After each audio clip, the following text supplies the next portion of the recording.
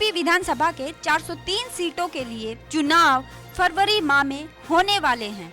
Samajwadi party, BSP और Congress party में मुख्यमंत्री पद के उम्मीदवार घोषित हैं, लेकिन बीजेपी ने अब तक ये साफ नहीं किया है कि यूपी में उनका मुख्यमंत्री चेहरा कौन होगा।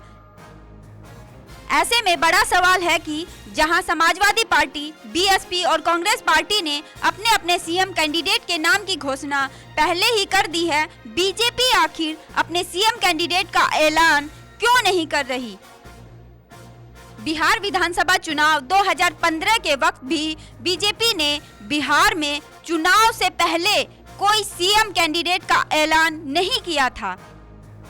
बिहार विधानसभा चुनाव से पहले पोस्टर में भी सिर्फ मोदी और अमित शाह को ही दिखाया गया। बीजेपी ने बिहार विधानसभा चुनाव के दौरान स्थानीय नेताओं को नजरअंदाज करते हुए उन्हें चुनावी पोस्टरों से अलग रखा।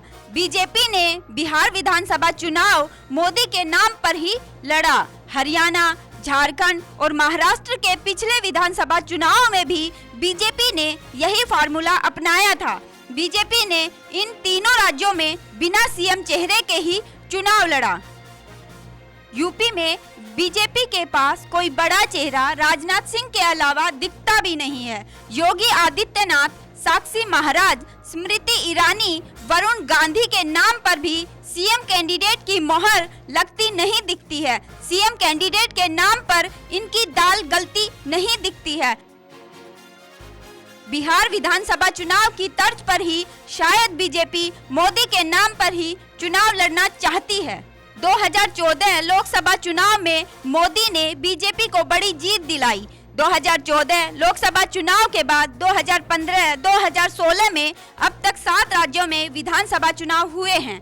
सभी 7 राज्यों में बीजेपी ने मोदी के नाम पर ही चुनाव लड़ा। 7 राज्यों के हुए विधानसभा चुनाव में 6 राज्यों में मोदी के नाम पर चुनाव लड़े जाने के बाद भी बीजेपी को बुरी हार का सामना करना पड़ा। एक समय ऐसा भी माना जाने लगा था कि मोदी अब अलोकप्रिय हो गए हैं। Bureau report, national Dastak.